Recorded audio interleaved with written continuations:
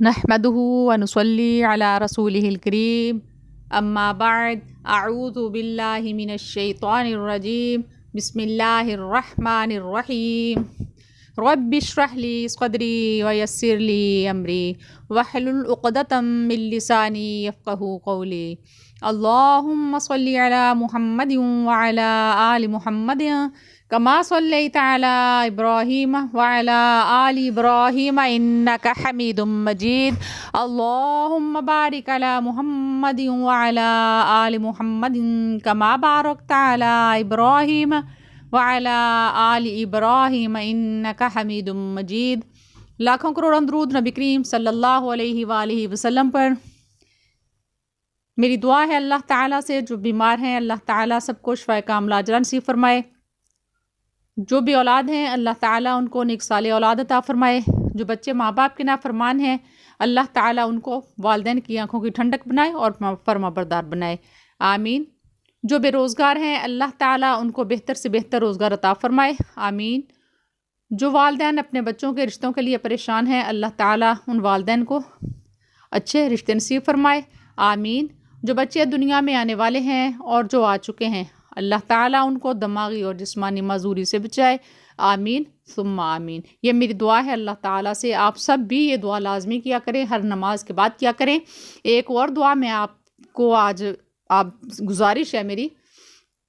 دعا کیا کریں اللہ تعالیٰ سے آپ کہ اللہ پاک جو انسان مسلمان ہیں اللہ جو نہیں توجہ کرتے دین کی طرف، ان مسلمان بھائیوں کی پوری توجہ دین کی طرف راغب کر دے،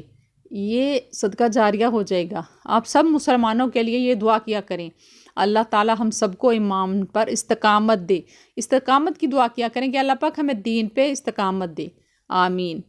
تو آج میں بات کروں گی کہ اولیاء اللہ کے ولی جو تھے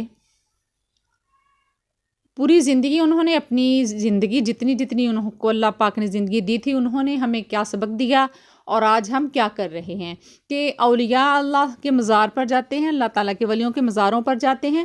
ہم خود جا کے جو کرتے ہیں۔ ہمارے بزرگوں نے جو اللہ تعالیٰ کے ولی تھے، اولیاء کرام تھے، انہوں نے ہمیں یہ سبق نہیں دیا،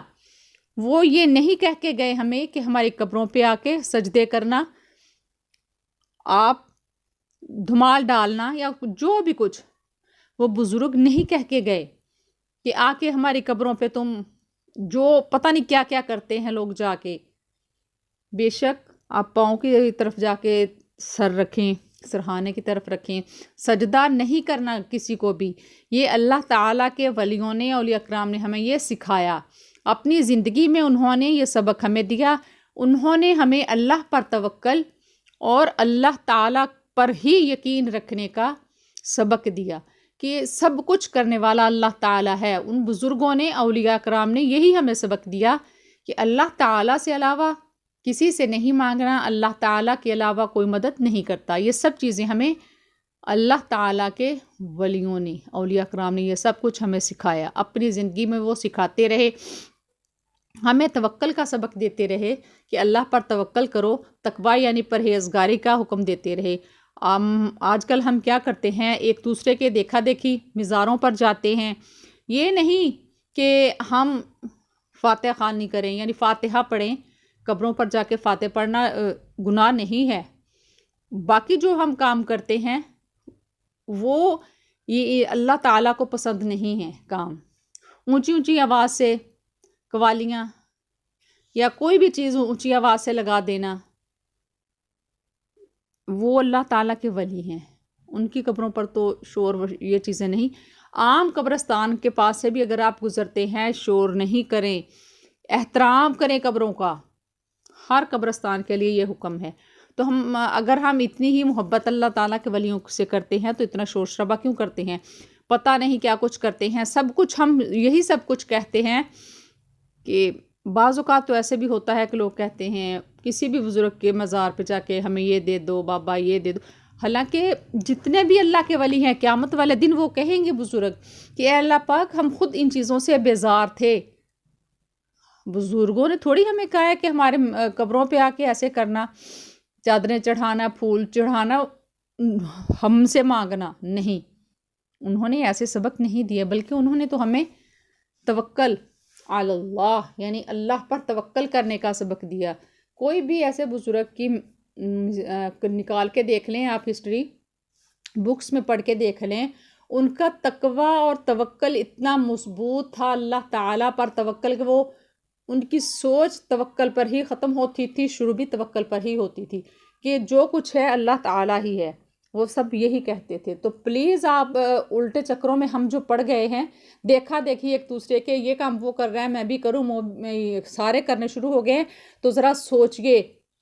دینے والا صرف اللہ تعالیٰ ہے۔ بزرگوں نے یہی سبق دیے۔ اگر آپ کو محبت ہے اللہ تعالیٰ کے ولیوں سے، اولیاء کرام سے، تو ان کی بکس پڑھیں جو انہوں نے ہمیں بتایا، جو وہ پوری زندگی وہ خود کرتے رہے،